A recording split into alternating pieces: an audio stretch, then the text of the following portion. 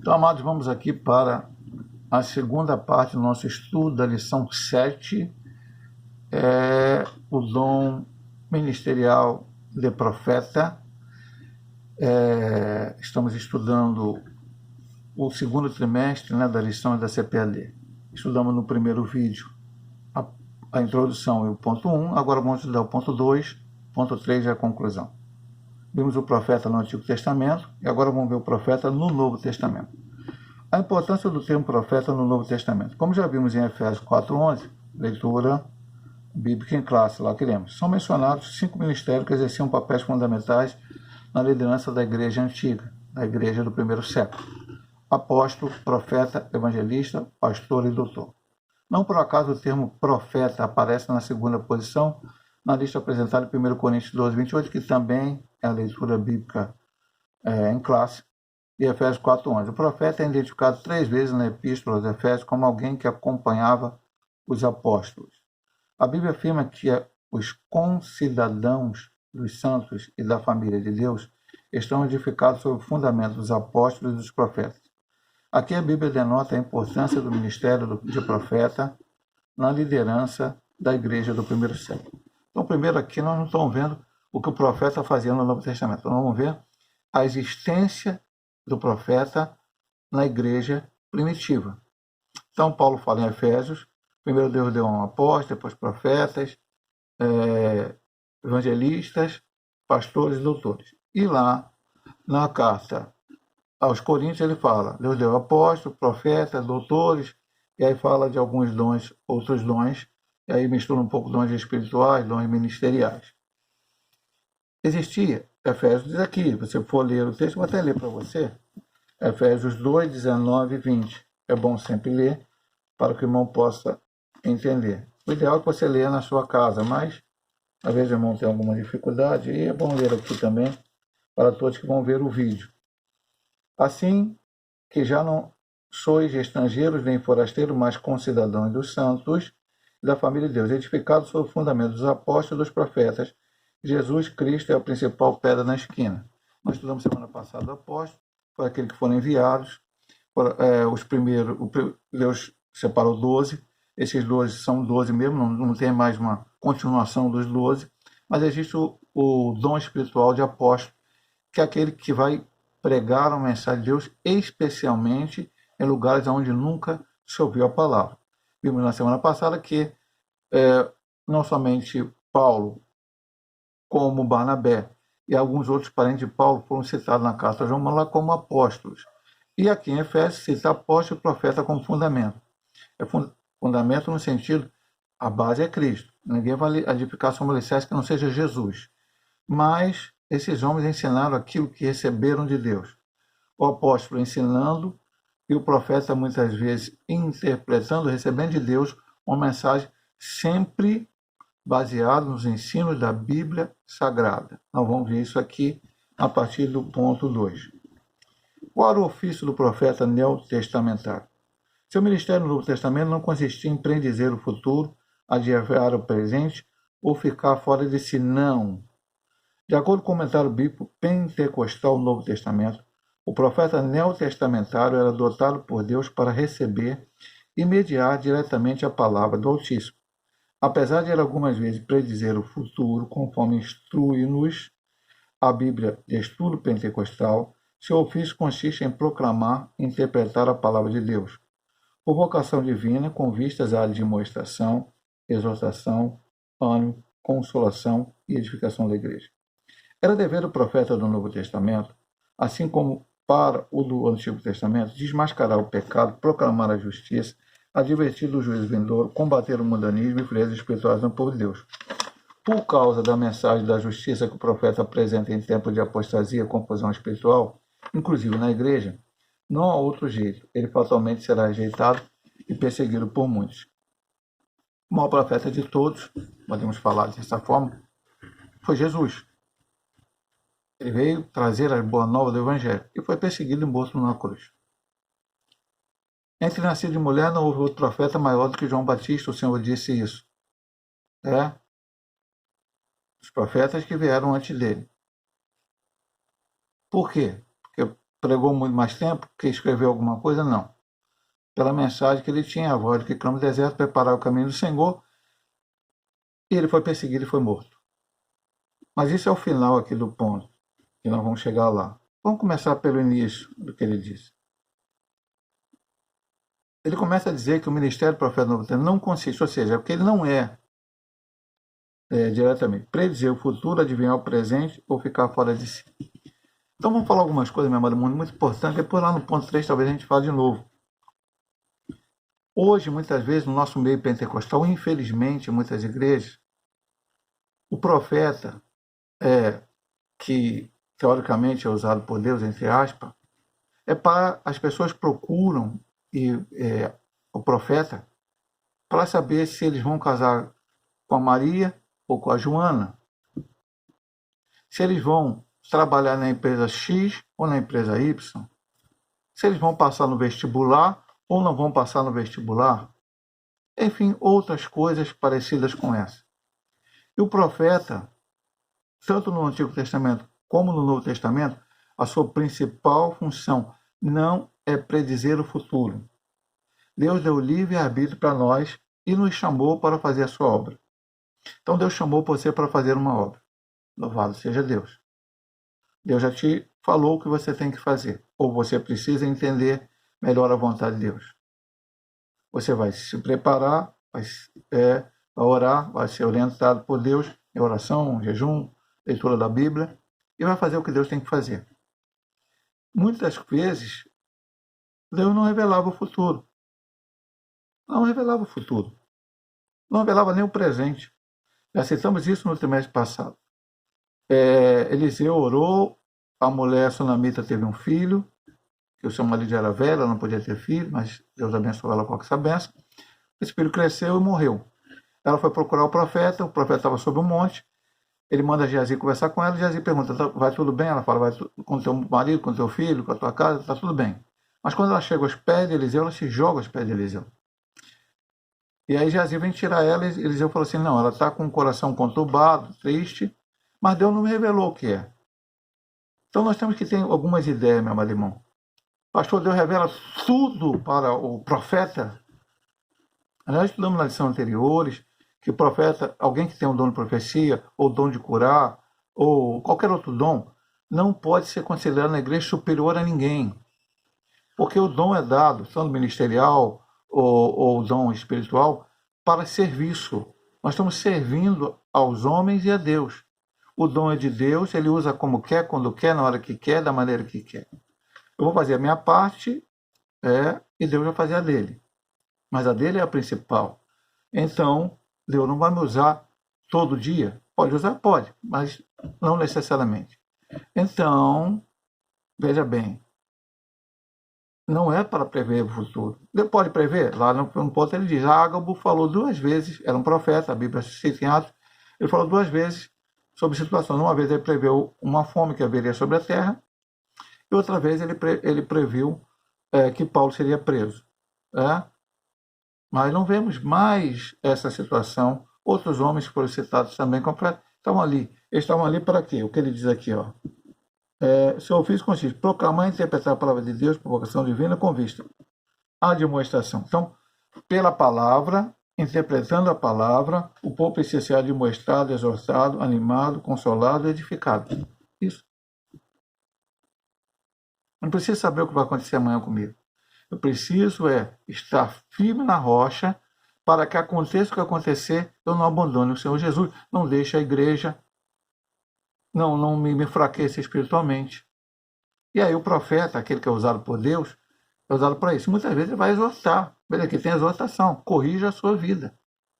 E aí por isso ele diz aqui no final, por causa dessa mensagem, muitos foram perseguidos. Nós já falamos semana passada que os apóstolos, exceto João, todos os outros foram martirizados. Não está na Bíblia, apenas Tiago está em Atos, mas está na história da igreja. Vamos aqui para o ponto 3 da segunda divisão, o objetivo do dom ministerial de profeta. Qual é o objetivo? A função do profeta no Novo Testamento é apresentada por Paulo no mesmo bloco dos versículos que ele menciona os 5 ministérios, ou seja, em Efésios 4, do 11 ao 16. Ou seja, o profeta é chamado por Deus a levar a igreja de Cristo a uma plena maturidade cristã, pois como organismo vivo, a igreja, o corpo de Cristo, deve desenvolver-se para edificação e amor. Para que tal seja uma realidade, os profetas do Senhor devem desempenhar suas funções capacitados e dirigidos pelo Espírito Santo. Então, qual é o objetivo? Levar a igreja de Cristo a uma plena maturidade cristã como organismo vivo. Eu que sempre falo na igreja, minha irmã, acabei de falar agora no ponto anterior.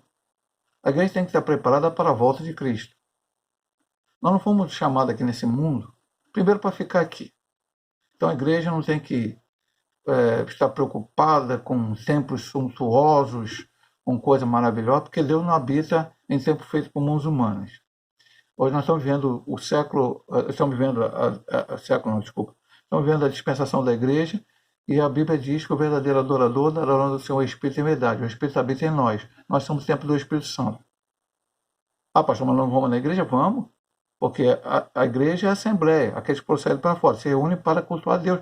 E Paulo, e Pedro e todo mundo ensinou isso, e eles se reuniram. Mas não é o lugar. Não é as quatro paredes que definem a igreja. Define a igreja a sua atitude espiritual diante das coisas. Então, o profeta ele vai, através, como o ponto anterior falou, interpretando a palavra de Deus, admoestando, exortando, consolando, edificando, falando à igreja o que ela precisa ouvir para que ela melhore, para que ela seja edificada, para que ela cresça espiritualmente. E aí estaremos preparados para a vinda de nosso Senhor Jesus Cristo. Vamos passar aqui para o ponto 3, discernindo o verdadeiro profeta do falso. Se existe verdadeiro profeta, existe falso. Porque se não existisse verdadeiro, todos fossem verdadeiros, não existiria o falso. Se todos fossem falsos, não existiria o verdadeiro. Então existe o verdadeiro e o falso. Primeira situação que ele fala para definir, discernir, entender quem é verdadeiro profeta e quem é falso é simplicidade versus arrogância. Duas características do verdadeiro profeta são simplicidade e o amor. Ainda que a palavra seja de juízo, o coração do profeta transborda de amor e a sua conduta sempre demonstra a quem ele está servindo. É o Deus de amor. Lembramos de Jeremias 38, 14, 27, Oséias 8, 12 e do próprio Senhor Jesus, Mateus 23 e 37.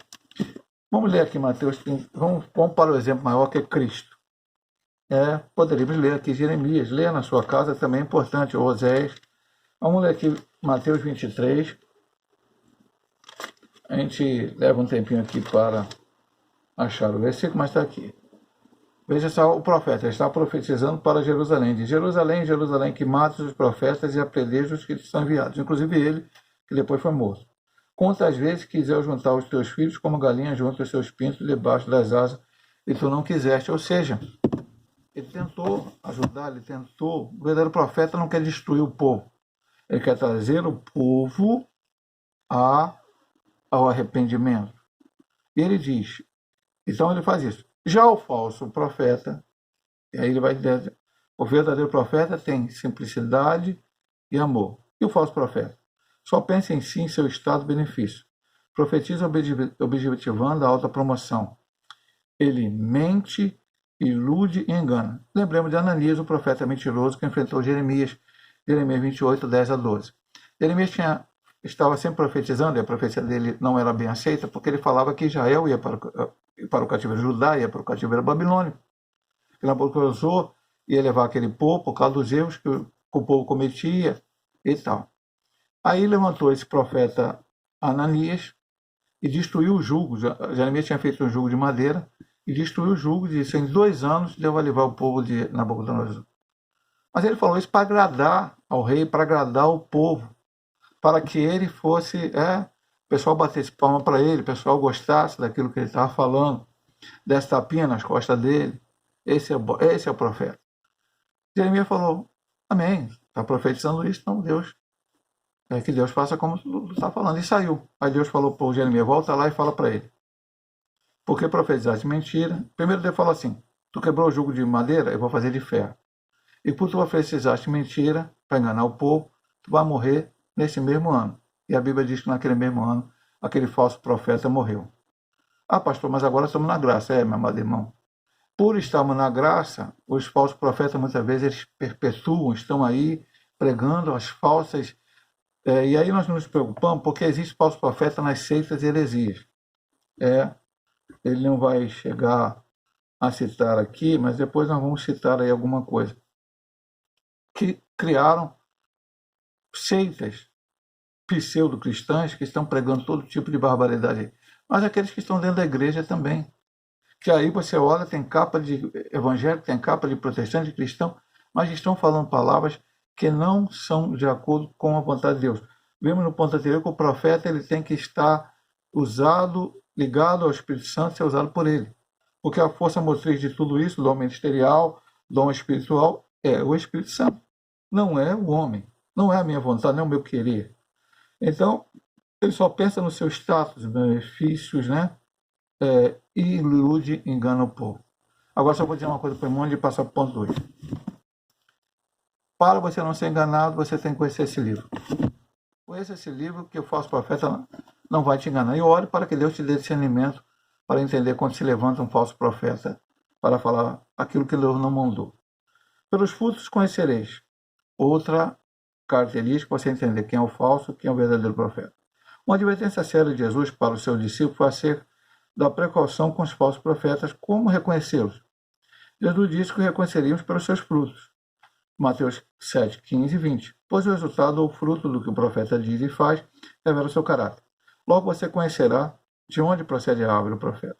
Lembre-se de que não devemos diferenciar o verdadeiro profeta do falso pela performance ou pelo espetáculo, mas pelos frutos que eles produzem. Isso aqui é profundo, é forte, minha amada irmã, muito forte. Veja bem, deixa eu te falar uma coisa. Veja bem, o fruto eu tenho que pregar. Mas antes de eu pregar, eu tenho que viver o que eu estou pregando. Eu sempre digo na igreja, não adianta eu pregar uma coisa e viver outra. Então o fruto, qual foi o fruto? O fruto que a Bíblia... Por exemplo, temos o fruto do Espírito. Paz, longanimidade, bondade, amor, amor como principal, domínio próprio e tal. Se o profeta está com essa atitude, então ele vai poder, se a sua profecia estiver de acordo com a palavra, que nós vamos ver que os profetas, não os profetas, mas a profecia precisa ser julgada, então ele poderá ser um verdadeiro profeta. Mas se o profeta não tem nada disso, ele fala uma coisa e vive outra, então, fora da realidade bíblica, então não precisa nem pensar no que ele falou. É falso profeta. E outra coisa, não é pela performance espetáculo, porque tem gente hoje aí que faz um espetáculo, você vê na internet, vê na televisão e tal, é aquela coisa e tá. Vamos voltar para o Antigo Testamento, vamos ver Deus usando Eliseu. Naamã queria que Eliseu saísse, falasse bonito, falasse, ele seria curado da lepra. E não foi isso que aconteceu. Por que isso não foi isso que aconteceu? Porque Eliseu não precisava de espetáculo, né? Eliseu tinha fruto. Agora, o que ele falava aconteceu. Quando Naamã aceitou aquilo que ele falou, Naamã foi curado da lepra. Então, nós temos que cuidar disso. Não é o muita gente está sendo enganada pelo performance, pelo espetáculo, né? Pela mídia. Cuidado, meu amado irmão. O falso e o verdadeiro profeta são discernidos pelo fruto que ele produz. E a última parte é ainda sobre o falso profeta.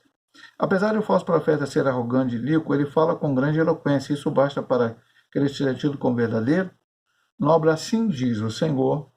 John Bevere diz que falsos profetas são aqueles que ministram em nome de Jesus nas nossas igrejas e conferências, os que partem o coração dos justos, e que, embora o ministério seja apresentado em nome de Jesus, não é desempenhado pelo seu espírito. Não tenha medo. Na autoridade do Espírito de Deus, acautele-se dos falsos profetas. Seja prudente. O Espírito Santo, mediante o Evangelho, te fala discernir a procedência desses enganadores. Não se deixe conduzir por eles. Quase o que foi falado aqui no ponto anterior.